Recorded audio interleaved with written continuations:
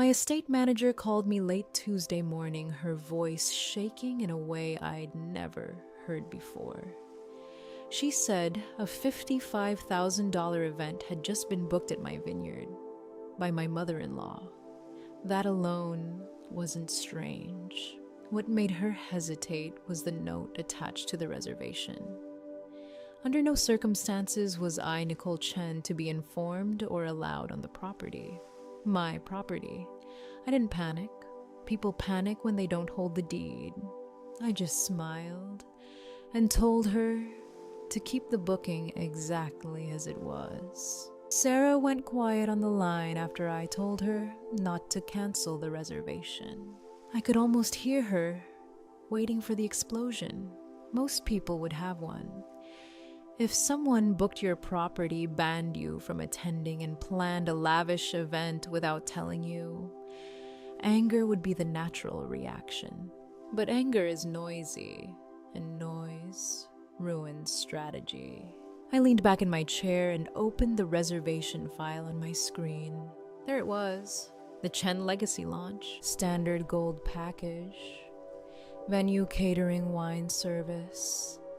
Estimated total $42,000. I let my eyes move slowly across the details the same way you study a chessboard before touching a single piece. $42,000 wasn't enough.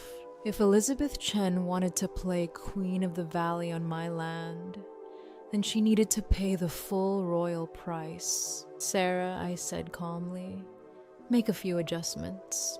She hesitated. Adjustments? Yes, move the event to the platinum tier. Silence. Then a sharp inhale on the other end of the line. The platinum package wasn't just an upgrade. It was the kind of package people booked when they wanted to prove something to a room full of wealthy strangers. I continued before she could protest. Open the 1982 Reserve Vault. Another pause. That vintage alone adds several thousand to the invoice. I know I said, add the white truffle pairing to the dinner menu, and authorize the beluga caviar station. Sarah finally found her voice. Ma'am, they didn't approve any of that. Of course they didn't. Elizabeth Chen had never once asked the price of anything in front of other people. Pride like hers doesn't allow it. I smiled faintly, staring at the glowing numbers on my screen. That's all right, I said softly. They won't ask, because I knew Elizabeth better than she knew herself. In front of her country club friends, she would nod, smile, and pretend the extravagance had always been part of the plan. She would never risk looking small by questioning a luxury upgrade. Her entire social identity depended on appearing effortlessly wealthy, and that illusion was about to become very expensive. I watched as Sarah slowly entered the changes. The estimate refreshed. 42,000 became 48, 48 became 52, then finally, $55,000. Sarah exhaled quietly. That's a significant increase. Yes, I said. But this wasn't revenge. Not yet. This was tuition. I closed the reservation window and stared at the calendar on my desk. 4 days. 4 days until the Chen family arrived at my vineyard to host a party that banned the owner. 4 days for them to celebrate themselves in a place they believed they controlled. 4 days to watch the trap close. Most people in my position would have driven straight to Elizabeth's house. They would have demanded an explanation, started a screaming match, forced the truth into the open.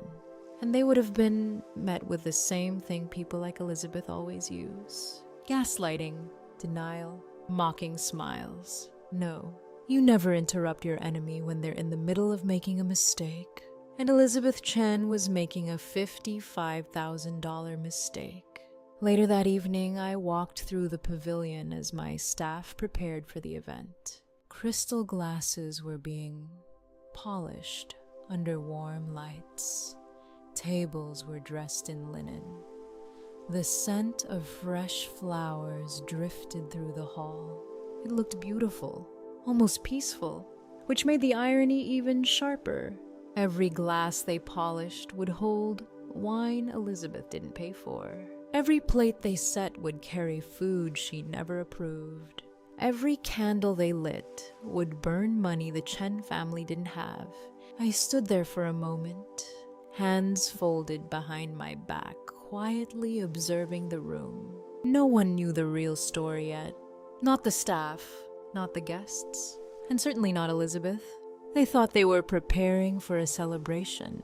But from where I stood, it looked a lot more like a stage, and the main actors had no idea the script had already changed. That night, after the call ended and the upgrades were locked in, the estate went quiet. I sat alone in the owner's suite, lights dimmed, looking down over the pavilion, where my staff was already preparing for the event I wasn't supposed to attend. Crystal glasses caught the light as they were polished. Silverware clicked softly against the linen-covered tables. Everything looked elegant, perfect. And standing there in the dark, watching it all unfold, I found myself thinking about the question people always ask when a marriage like mine finally falls apart. Why did you stay? 20 years is a long time to stay somewhere you're not wanted. Most people assume the answer must be love. It wasn't. Not after the first decade. The truth is much less romantic. It's something psychologists call learned helplessness, but I always thought of it in simpler terms. The boiling frog. If you drop a frog into a pot of boiling water, it jumps out instantly. Survival instinct.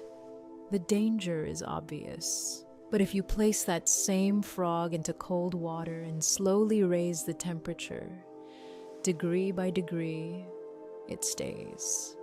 The frog adjusts to each tiny change. It doesn't notice the danger building around it until it's too late. That was my life with the Chen family. When I met Christopher, the water was still cold.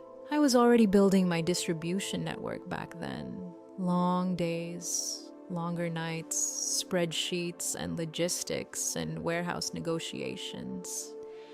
I didn't come from money, but understood how to create it. Christopher came from the opposite world. Pedigree, old family name, country club upbringing. But behind the polished exterior, there wasn't much substance. He was a consultant with impressive connections and very little actual cash flow. Still, he had charm, and at the time, I believed charm meant character. His parents, Elizabeth and Robert Chen, were harder to read. From the moment they met me, their smiles carried just a little too much calculation. They looked at me and saw a girl from the wrong side of the valley. Someone ambitious, someone successful, but not someone they considered proper. Elizabeth liked to describe my personality as aggressive. Robert preferred the word vulgar. They said it the way wealthy people deliver insults wrapped in polite laughter, so no one can call them out directly. At first it didn't seem like much, just small things. A backhanded compliment about my dress at a dinner party. A birthday that passed without a phone call. An introduction where Elizabeth described me not as Christopher's wife, but as someone working in business. Lukewarm water. Uncomfortable but survivable. I told myself it would get better once they saw I was committed to the family. Once they realized I wasn't going anywhere. So I stayed patient. Then the temperature turned up a degree. Family photos started happening without me. At first, there was always a reason. Oh, Nicole, you were busy that day. Oh, the photographer had a tight schedule. Oh, we assumed you wouldn't want to come. But after a while, the excuses stopped. The photos just appeared in holiday cards and on the walls of their home. Christopher standing beside his parents. Perfect. Complete. Like I had never existed. The first time I noticed, Christopher laughed it off. Mom just likes traditional pictures, he said. Traditional? That word showed up a lot in the Chen household. Traditional dinners, traditional values, traditional appearances. Somehow I never quite fit the definition. Still, I stayed. Another degree. Christmas dinner one year when I was 35, Elizabeth had arranged one of those long, polished tables people use when they want to display wealth rather than share a meal. Silver chargers, crystal glasses, everything placed with surgical precision. When it was time to sit, she gestured casually toward the far end of the room. The children's table is over there. I thought she was joking. She wasn't. Christopher didn't say anything. I remember sitting there between two teenage cousins, cutting into a perfectly roasted turkey, while listening to the real conversation happening 20 feet away at the adult table. Business, investments, family decisions. I was close enough to hear everything, but apparently not important enough to participate. Even then, I told myself patience was a virtue. Endurance meant loyalty. If I just stayed steady long enough, they would eventually respect me. That's what I believed. Looking back now, I realize the real tragedy wasn't their cruelty. It was my cooperation. Because somewhere along the way, I started shrinking myself. Christopher needed to feel like the patriarch of his family, the strong provider, the man steering the ship. So I dimmed my own light. I let him believe his career was thriving on its own momentum. I never told him the truth about the dry cleaning chain his parents were so proud of. By the time we married, that business had already been teetering on the edge of insolvency for years. Christopher thought he was rescuing it with clever strategy. In reality, the rescue money came from somewhere else. From me. Anonymous angel investments. Shell companies. Private accounts he never questioned because the funds always appeared exactly when they were needed. 3 separate times I stepped in quietly to stabilize their finances. 3 times I absorbed the losses. Christopher celebrated each one like a personal victory. His parents praised his leadership, and I smiled from the sidelines. It didn't stop there. When property taxes threatened to sink them in 2015, my accounts covered the bill. When legal fees piled up during a supplier dispute in 2018, I handled that too. Payroll taxes, vendor payments, emergency liquidity. All of it moved quietly through channels they never bothered to examine. For 20 years, I was the invisible steel beam holding up the Chen family ceiling. And the entire time, they treated me like the termite infestation. Standing there in the owner's suite that night, watching the preparations for Elizabeth's party, the realization finally settled into place. The boiling water had reached the edge of the pot. For 2 decades, I had convinced myself endurance was strength. But endurance without respect isn't loyalty. It's surrender. And as I looked down at the polished ballroom, knowing exactly how much that event was going to cost them, I realized something had finally changed. The frog wasn't staying in the pot anymore. The stove itself was about to flip over. The longer I sat there watching my staff prepare for Elizabeth's celebration, the clearer something became. For 20 years, the Chen family believed they were standing on solid ground. A respected business, a proud family name, a lifestyle that looked effortless from the outside. But the truth was much less glamorous. They weren't standing on solid ground at all. They were standing on me. Christopher never saw it that way, of course. In his mind, he was the one holding everything together. The strategist, the problem solver, the man who kept the family business alive through clever decisions and relentless work. And to be fair, he did work hard. He just never realized that every time the company came close to collapsing, someone else quietly moved the safety net underneath him. That someone was me. It started small. A short-term liquidity problem in the dry cleaning chain his parents loved to brag about. A supplier had tightened payment terms, and suddenly the company needed cash it didn't have. Christopher came home late one night, pacing the kitchen, running numbers on his laptop. He was convinced he could fix it. I didn't correct him. Instead, the next week, an angel investor appeared through a shell company one Christopher had never heard of. The funds arrived quickly, just enough to stabilize the operation and give him breathing room. Christopher called it a miracle. Elizabeth called it proof that her son had strong instincts in business. I called it a quiet transfer from one of my holding accounts. Then it happened again and again. 3 separate times, the company teetered on the edge of bankruptcy. 3 separate times, a mysterious investor stepped in to save it. Christopher never asked too many questions. People rarely question good fortune when it flatters their ego. To him, those moments confirmed what he already believed about himself. That he was a capable man guiding his family through difficult markets. Meanwhile, I was guiding the money, not just investments, taxes too. In 2015, their property taxes were overdue. Not by a little, by enough that the county had begun preparing paperwork that could have led to liens against their assets. Christopher didn't know. Elizabeth certainly didn't. But I knew.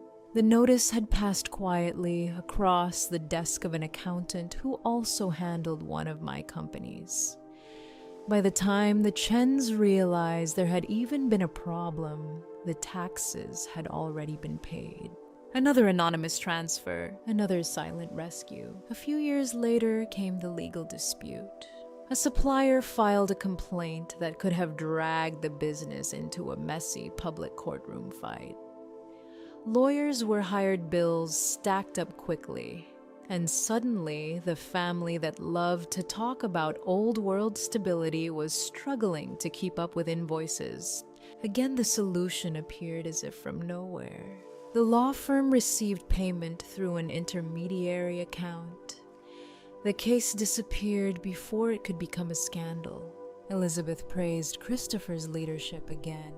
Robert bragged to his friends at the club about how the family always handled its affairs privately. No one asked where the money came from, because no one imagined it might be coming from the woman they had spent 20 years treating like an embarrassment. I didn't correct them, partly because it made Christopher happy to believe he was succeeding, but partly because I believed that was what a good partner did.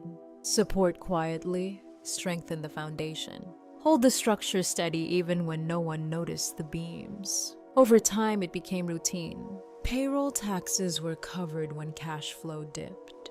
Vendor payments were smoothed over when contracts tightened.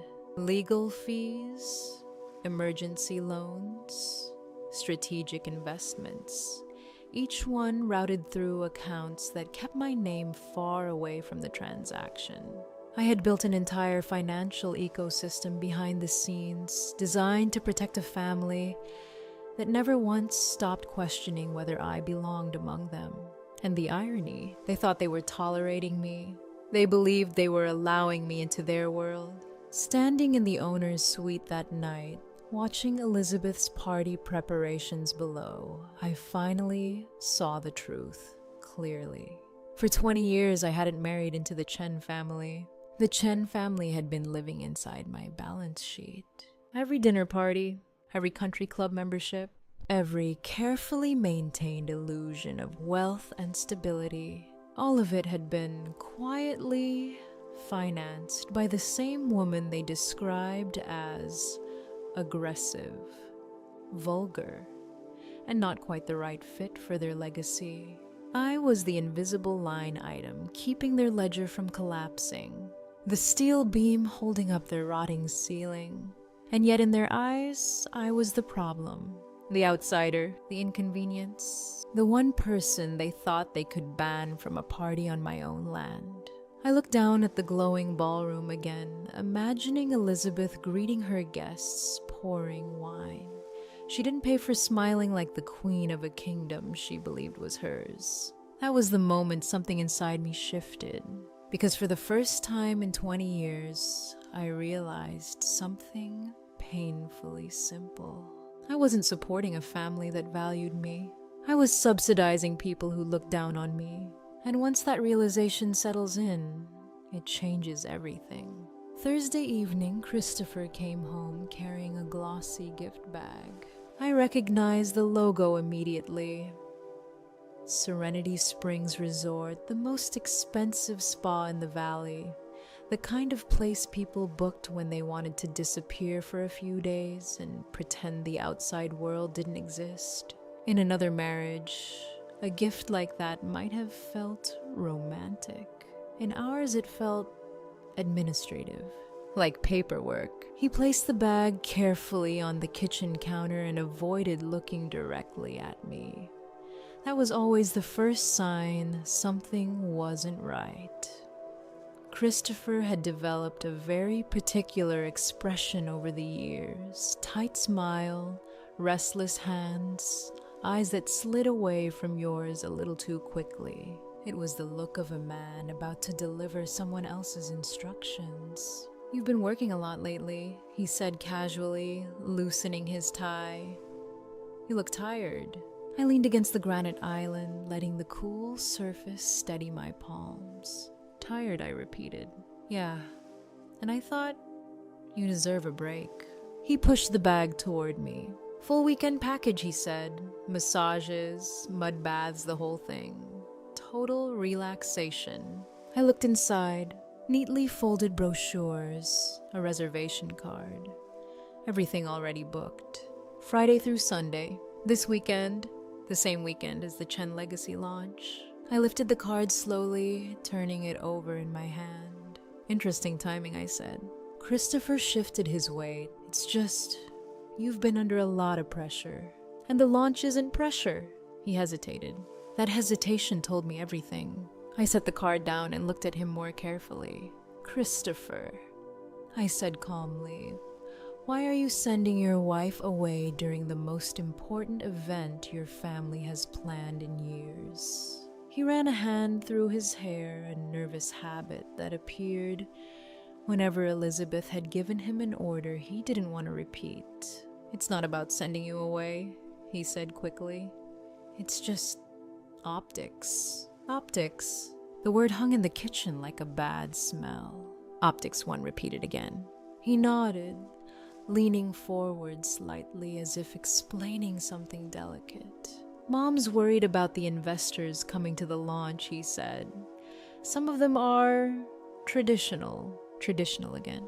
That word had been haunting my life for 2 decades. "What exactly are they worried about?" I asked. Christopher cleared his throat. "It's not personal." That sentence is usually followed by something very personal. "They're looking at the Chen family as a legacy brand," he continued carefully. "Old world values, long-standing reputation, that kind of thing." I waited. Then he finally said it. "Mom thinks your presence might create brand confusion." For a moment, I thought I had misheard him. Brand confusion. He nodded awkwardly. "It's just the way investors think sometimes. And what part of me is confusing exactly?" Christopher exhaled slowly.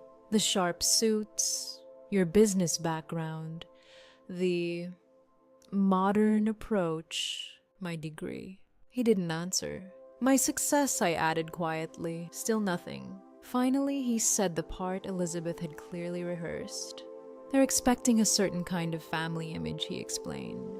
"Old lineage, generational wealth, heritage, and then almost apologetically, you don't exactly fit that narrative." There it was. 20 years of marriage, distilled into one sentence. I waited for the punchline. The moment where Christopher would shake his head and laugh. Where he would say, Can you believe my mother said that I told her absolutely not? But the moment never came. Instead, he looked at me with those pleading eyes. The same look he had used every time he needed me to accept something unfair. Just sit this one out, he said softly. Just this weekend. For the family. He placed his hands on the counter between us. Once the deal is signed, everything will settle down. Mom's just nervous. The investors are old-fashioned. Old-fashioned. Traditional. Legacy. I studied his face. And in that moment, something inside me shifted. Because I wasn't looking at my partner anymore. I was looking at a liability. A man asking his wife to disappear so his mother could parade around in borrowed prestige on land that wasn't even hers. The absurdity of it was almost funny. Almost. I thought about the reservation, the upgrades, the $55,000 bill quietly building itself behind the scenes. If Christopher had done one thing differently in that moment, just one, I might have stopped everything. If he had said my wife stays, if he had told Elizabeth no, if he had shown even a fraction of loyalty, but he didn't. He chose the illusion of his mother's approval over the reality of his wife's support. Slowly, I reached for the gift bag. Christopher's shoulders relaxed instantly, as if he already believed the conversation was over. I smiled. Not a warm smile. Something thinner, sharper. You're right, I said. The relief that crossed his face was immediate. Really? Of course, I replied gently. You handle the legacy launch. I folded the spa reservation card and slipped it back into the bag. I'll stay out of sight. Christopher leaned forward and kissed my forehead. Thank you, he said, almost breathless. I knew you'd understand. Understand. That word nearly made me laugh. He carried the bag upstairs, already planning tuxedos and speeches and a night that was supposed to prove the strength of the Chen family. I watched him go. Then I walked quietly into my office and packed my own bag. Not for the spa, for the owner's suite. Christopher wanted me invisible. Fine, I could be invisible. But he was about to learn something very important. The most dangerous person in a room isn't the one shouting. It's the one sitting silently in the dark, watching everything unfold. Saturday evening arrived, wrapped in the kind of golden twilight that usually makes me fall in love with the estate all over again. The vineyards stretched out like dark velvet under the setting sun, and the pavilion glowed softly in the distance, every window lit like a lantern. On most nights, I would have been downstairs, greeting guests, checking details, making sure everything ran perfectly. But tonight I stayed exactly where Christopher wanted me, out of sight. High above the ballroom, tucked behind a panel of polished glass, the owner's suite sat in complete silence. It's a small command center built into the structure of the pavilion. Soundproof, discreet, designed so the owner can monitor events without disturbing them. From the outside, it just looks like a decorative window. From the inside, it's something very different. A one-way view of everything. I stood behind the glass and watched the party unfold beneath me. My staff had outdone themselves. The vintner's pavilion was glowing. Crystal chandeliers hung low over the room, scattering warm light across rows of polished tables. Hundreds of candles flickered in silver holders, reflecting off glassware, until the whole space looked like it was floating in gold. The air carried the layered scent of expensive perfume, roasted seafood and truffles shaved fresh over plated dishes. It was beautiful, and every inch of it belonged to me. Guests began arriving just after sunset. Luxury sedans rolled up the gravel drive, and couples stepped out, dressed in tailored suits and silk gowns. The kind of crowd Elizabeth loved to surround herself with. Venture capitalists, private equity managers, country club executives, people who enjoyed being near the appearance of power. They drifted through the entrance, laughing, accepting champagne from servers who moved with quiet precision. My servers, my champagne, my building. Down on the floor, Elizabeth Chen was already holding court near the center fountain. She wore a shimmering dress that probably cost more than Robert's declared income over the past 3 years. Diamonds sparkled at her throat as she laughed loudly at a joke from a man she clearly hoped to impress. Watching her from above was fascinating. She moved through the room like a queen inspecting her palace. Every gesture confident, every smile practiced. Anyone walking in that night would have assumed she owned the place. Robert stood beside her, puffing out his chest, shaking hands, clapping people on the shoulder like a benevolent patriarch welcoming guests into his family empire. Christopher hovered nearby, drink in hand, trying to look like a man who belonged in the center of it all. From up here, I could see everything.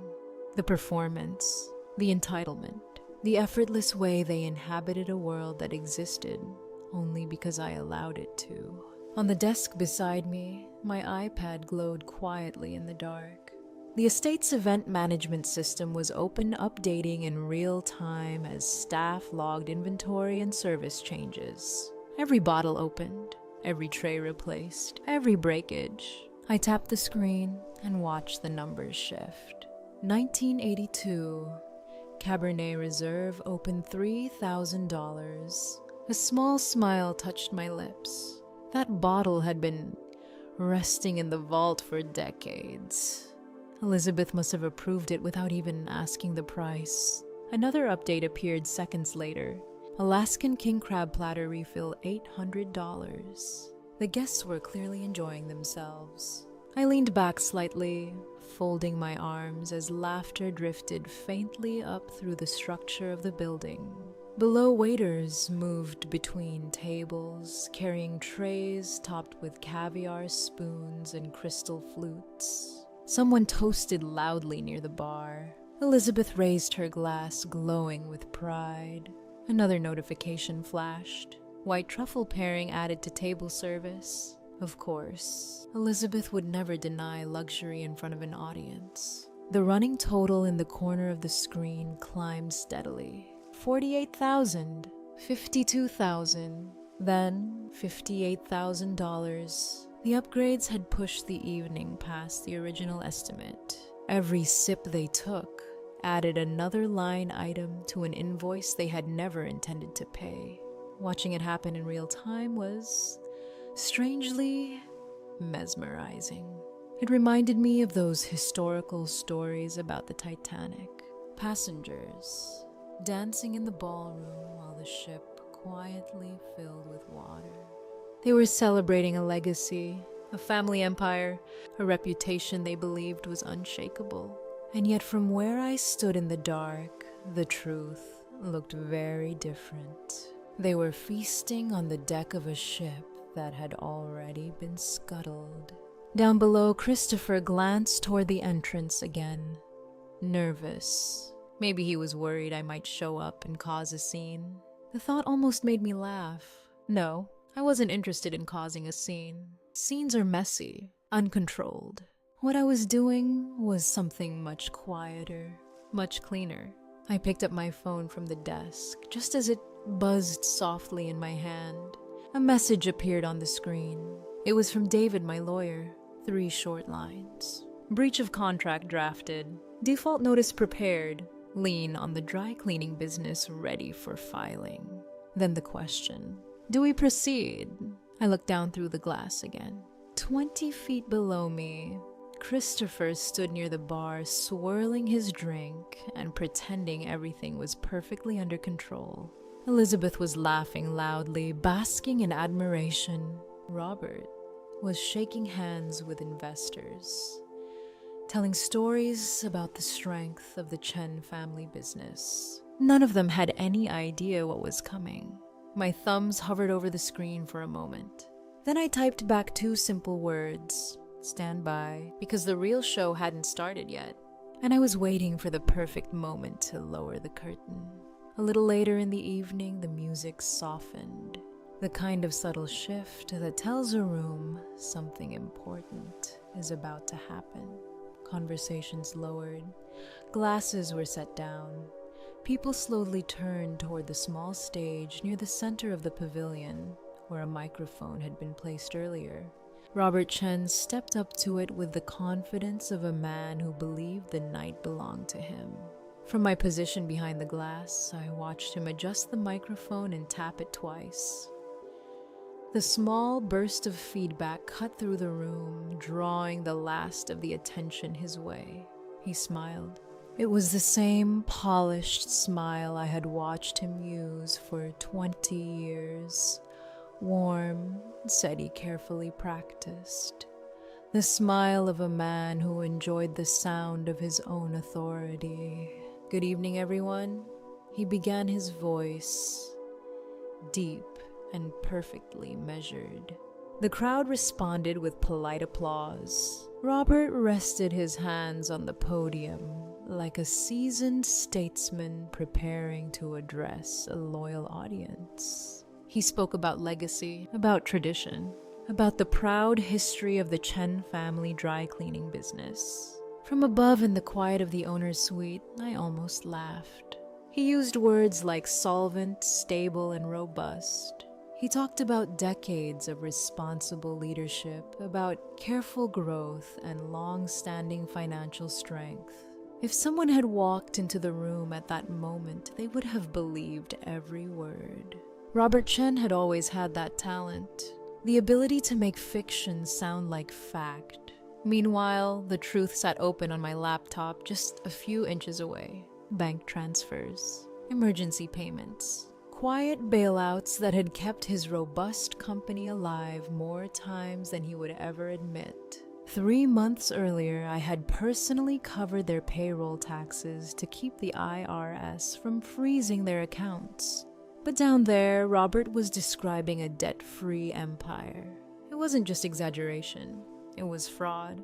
And he was committing it into a microphone while 50 potential investors listened carefully. Then he shifted slightly, turning toward the front row. And tonight, he said proudly, "We are honored to welcome a man who represents the future of our company." He extended an open hand. Mr. Sterling, managing partner of the Helios Group. A ripple of impressed murmurs moved through the crowd. All eyes turned toward the man seated near the front of the room. Mr. Sterling rose slowly from his chair. Navy suit, calm posture, the kind of quiet confidence that attracts attention without demanding it. The guests applauded politely as Robert continued speaking about the upcoming acquisition, how Helios Group planned to merge with the Chen family business and secure its legacy for the next generation. From their perspective, it looked like a dream partnership, a powerful investment firm backing a proud family company. But there was one small detail Robert didn't know. Helios Group wasn't a real investment firm. It was a shell company, one I controlled. And Mr. Sterling, he wasn't a managing partner. He was my chief financial officer. Down below, Robert continued his speech, building momentum as he approached the grand finale. With this merger, he declared confidently, the Chen family business will move forward stronger than ever, completely unencumbered by outside liabilities. Unencumbered. That word hung in the air for a moment. Then something interesting happened. Mr. Sterling didn't clap. He didn't smile. Instead, very slowly, he turned in his chair. Not toward Robert, not toward the audience. He leaned back slightly and looked directly upward, toward the dark panel of glass where I stood. The movement was subtle, but it spread through the room like a ripple in water. A few guests noticed and followed his gaze. Then a few more. Soon, half the room was staring curiously at the silent window above the ballroom.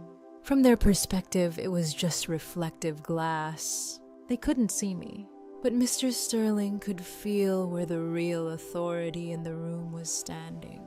He was waiting for a signal. Robert faltered slightly at the podium, noticing the shift in attention. His smile twitched. "Mr. Sterling," he said uncertainly, "is something wrong?"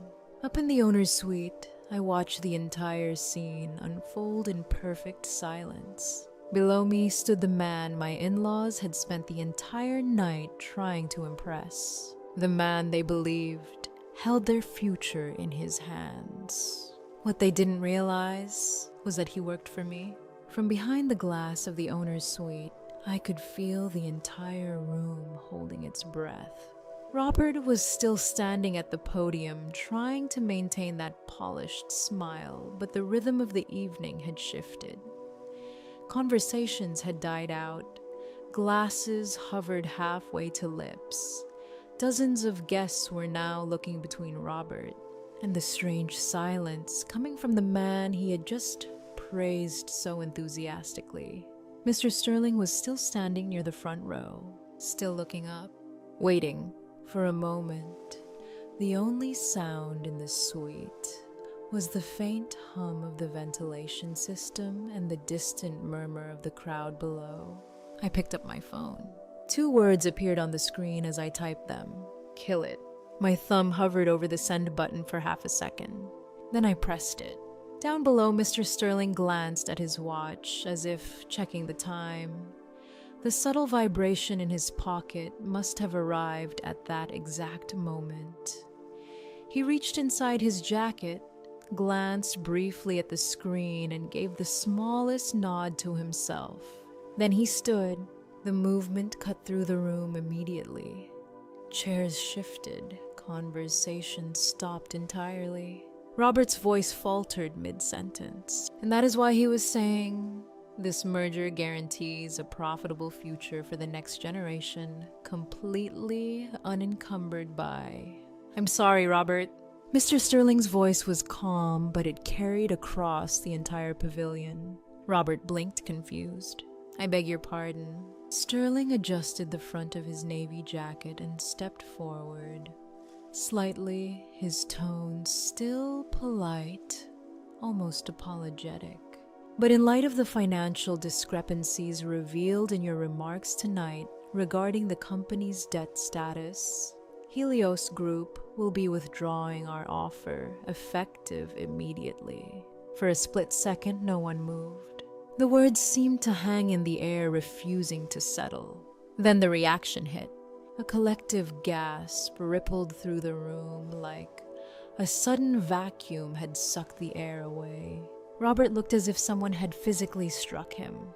"Withdrawing," he said hoarsely. "But we have a deal." Sterling shook his head slightly. "We had a deal based on transparency." His voice remained steady. "Helios does not acquire liabilities disguised as assets." The room erupted into murmurs. Investors leaned toward each other, whispering urgently. Phones appeared in hands. People who had been laughing minutes earlier were now studying Robert and Elizabeth with new, uncomfortable curiosity. The illusion cracked all at once. Across the ballroom, Elizabeth gripped the edge of a tablecloth so tightly her knuckles turned white. Christopher stood frozen near the bar, his drink still halfway to his mouth. They all looked stunned, confused, as if a trapdoor had suddenly opened beneath their feet. And the most striking part, they still didn't understand what had really just happened. They thought they had lost a business deal. What they didn't realize yet was that the entire stage beneath them had already been pulled away. Up in the owner's suite, the room had gone perfectly still. Below me, the pavilion buzzed with confused whispers. Investors leaned toward one another, trying to understand what had just happened. Robert was still standing at the podium, stunned, his confident speech evaporating mid-sentence. I picked up my phone, set it down again, and walked to the door. The keypad glowed faintly in the dark. I entered the security code. The lock disengaged with a heavy, deliberate click. It was time. The staircase from the suite curved down along the wall of the pavilion. Marble steps, polished smooth by years of quiet use. My heels echoed as I descended each step, sharp enough to cut through the growing murmur in the ballroom. Heads began turning. One by one, conversations stopped. The woman who had supposedly been banned from the event was walking calmly into the room. Elizabeth noticed me first. Her face twisted instantly, outrage rushing in where shock had been only seconds earlier. She spun toward the nearest security guard and pointed straight at me. "Remove her," she snapped. "She's trespassing. This is a private event." The guard didn't move, not even a little. Instead, he looked at Elizabeth, then at me. His expression shifted into something respectful. He gave a small nod. "Good evening, Mrs. Chen." The room went quiet. I walked past Elizabeth without breaking stride, the soft rustle of my dress, the only sound following me across the floor.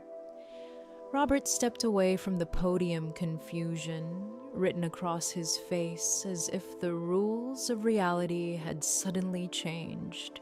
I reached the microphone he had abandoned. For a moment, I simply looked out at the crowd. Bankers, investors, socialites. 50 people who had arrived, expecting to celebrate the power of the Chen family. "I apologize for the confusion," I said, calmly. My voice carried easily across the silent pavilion. My in-laws seem to be under the impression that they are hosting this event. A few uncomfortable glances moved through the room. I rested one hand lightly on the podium. But the truth is much simpler than that. I gestured around the ballroom. "You are all guests tonight at the Obsidian Estate." A brief pause. "My estate." Silence deepened. "The wine you're drinking comes from my vineyard. The food you've been enjoying came from my kitchens. The staff serving you tonight work for me." Near the entrance, the security guards stood quietly, unmoving. "And the security team standing at those doors," I added softly, "answers to me as well." Then I turned and looked directly at Elizabeth. A moment earlier, she had been the queen of the room. Now she looked very small, just an older woman standing in a borrowed space, realizing far too late that the stage had never been hers to begin with. For a moment, no one spoke. Elizabeth stood frozen a few feet away from me, her expression struggling to settle on anger, disbelief, or embarrassment. The room that had admired her only minutes earlier was now watching with quiet curiosity. I reached into my clutch. The folded document inside was crisp, newly printed. I walked over and placed it gently into Elizabeth's trembling hands. $55,000, I said softly, low enough that only she and Christopher could clearly hear.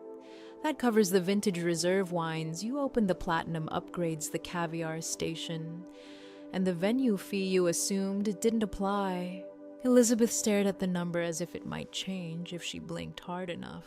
We can't pay this," she stammered. "You know we don't have that kind of money." "I know," I replied calmly. Her head snapped up. "I also know you haven't had real solvency in over a decade."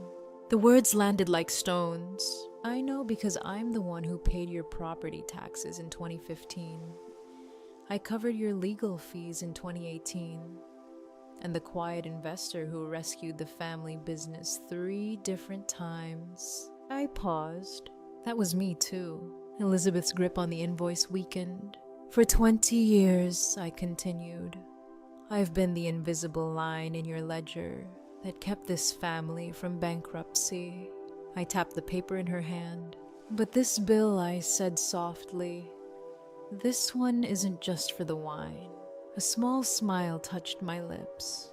Consider it the invoice for my absence. Christopher finally stepped forward, panic flickering across his face. Nicole, please, not here. We can fix this at home. I looked at him, really looked, and what I saw wasn't heartbreak. It was fear. Not fear of losing me. Fear of losing the life I had quietly funded. There is no home, Christopher. I pulled a second envelope from my clutch and pressed it against his chest. The divorce papers crinkled slightly between us. I'm done being the foundation you drill into, I said quietly. Then I stepped back, and I'm taking my land with me. I didn't wait for a response. The room behind me had already begun to dissolve into whispers, but I had no interest in watching the rest of the performance. I turned away from the podium and walked toward the heavy oak doors at the entrance of the pavilion. My heels echoed softly across the marble floor. For the first time that night, I felt light. I was almost at the doors when I heard footsteps behind me. I turned. Brandon was standing a few feet away, already loosening the knot of his tie. He pulled it free and tossed it onto one of the empty tables without looking back. Ashley stood beside him quietly, wiping the bright lipstick from her mouth, the same shade Elizabeth had insisted she wear earlier in the evening. Neither of them looked toward their grandparents. They were looking at me. "We're driving with you," Mom Brandon said simply. Ashley didn't say anything. She just stepped forward and took my hand, squeezing it gently.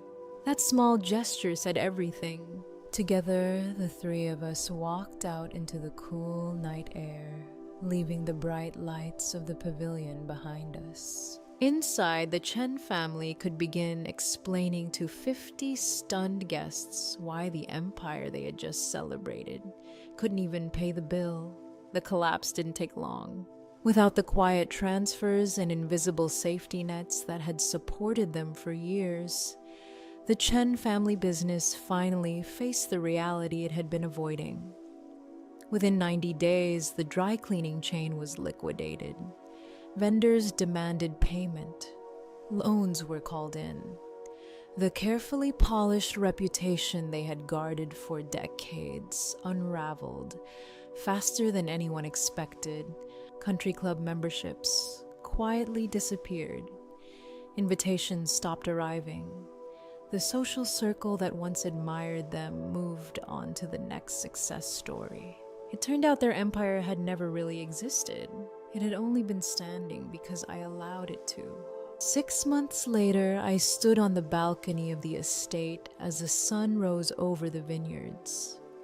The early light spilled across the rows of grapes that carried my name, turning the leaves gold in the morning air.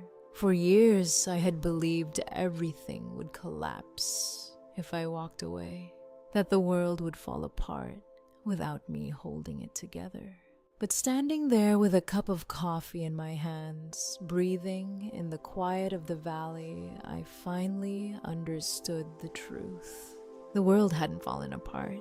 Only their illusion had. Sometimes the world doesn't collapse when you stop holding it together. Sometimes the only thing that falls is the illusion. When Nicole finally walked away, the family that took her for granted had to face the life they built on her sacrifice. And in the quiet that followed, she discovered something powerful: freedom. If this story resonated with you, if you've ever had to choose yourself after years of giving, share it with someone who might need it, and subscribe for more stories about justice, betrayal, and reclaiming your worth.